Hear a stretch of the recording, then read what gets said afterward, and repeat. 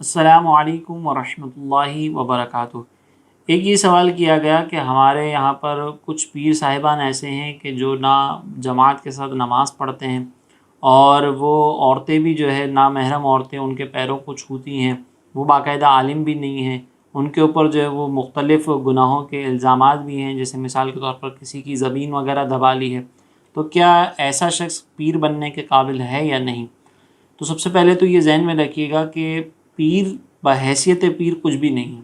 یعنی اگر ہم دیکھیں نا کہ پیر کی کوئی شان کو کوئی فضیلت اس اعتبار سے بیان کی گئی ہو کہ اس کے نام کے ساتھ پیر آتا ہے، تو یہ کچھ بھی نہیں ہے۔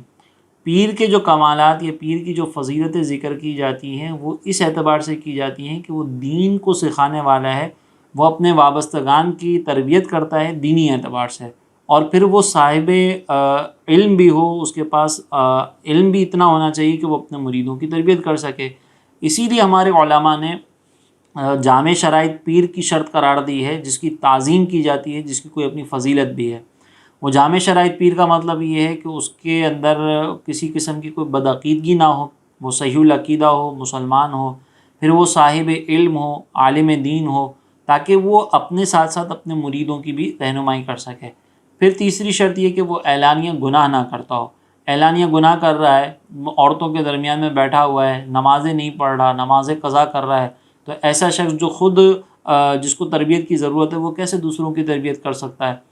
پھر چوتھی شرط یہ ہے کہ اس کا جو اجازت کا سلسلہ ہے، خلافت کا سلسلہ ہے، وہ متصلاً نبی کریم علیہ صلاۃ والسلام تک پہنچتا ہو، جس کو ہم کہتے ہیں کہ اس کا جو شجرہ طریقت ہے وہ نبی کریم علیہ صلاۃ والسلام تک پہنچتا ہو، اور جتنے بھی اس کے شجرے میں آنے والے افراد ہیں وہ سب کے سب یہی شرائط پر پورے اترنے والے ہوں، تو ایسا شخص جو ہے وہ جامع شرائط کہلاتا ہے۔ یہ چوتھی شرط جو ہے وہ اس پر تو یقیناً مخصوص لوگ ہی مطلع ہو سکتے ہیں، ہر ایک کو اس کے اوپر اطلاع نہیں ملتی، لیکن کم از کم یہ تین شرائط جو پہلی ہیں اس پر غور و فکر کرنا ضروری ہے۔ اب اگر کوئی شخص صاحب علم ہی نہیں ہے تو وہ تو پیر بننے کے قابل ہی نہیں ہے، کیونکہ پیر کا مقصد تو لوگوں کی تربیت کرنا تھا۔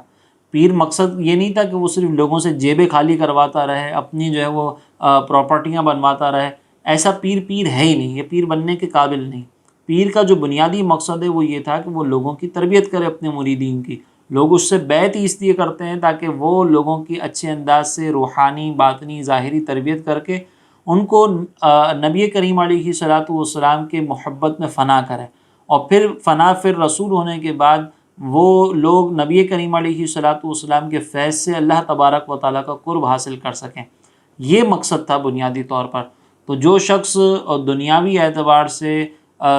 لوگوں کی جیبوں پر نظر رکھتا ہو اور خود صاحب علم نہ ہو، تو وہ تو خود بہت ساری ٹھوکریں کھائے گا۔ ایسے شخص کے بارے میں تو ہمارے صوفیہ فرماتے ہیں کہ جاہل صوفی، یعنی جس کے پاس علم نہ ہو، وہ شیطان کے ہاتھ میں کھلونا ہوتا ہے۔ خود امام مالک رحمۃ اللہ تعالیٰ علیہ کا اگر ہم قول دیکھیں تو امام مالک فرماتے ہیں کہ اگر کوئی فقیہ ہو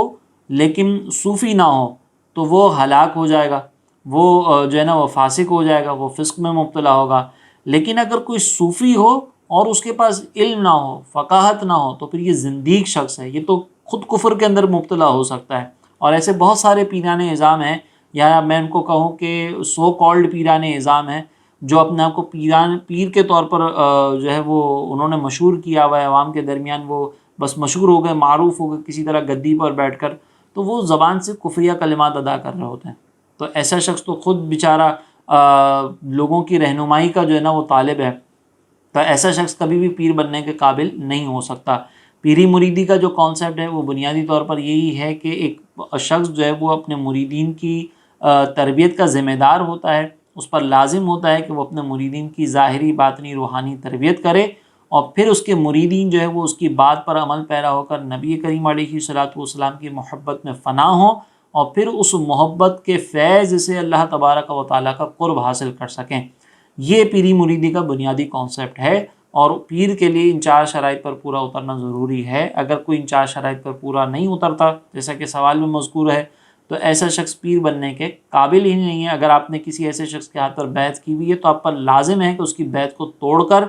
اگر کوئی جامع شرائط پیر ملتا ہے تو اس کے ہاتھ پر بیعت کرنا بہت اچھی بات ہے، ورنہ کم از کم علماء اہل سنت کے آپ بیانات سنیں اور قرآن و حدیث کا مطالعہ کریں، قرآن و حدیث کو سمجھنے کے لیے جو علماء کی طرف سے تفاسیر ہیں، شروحات ہیں، اس کا مطالعہ کریں، پھر آپ کو پیر کی ضرورت نہیں پڑے گی، یہ قرآن و حدیث آپ کے انشاءاللہ پیر ہوں گے۔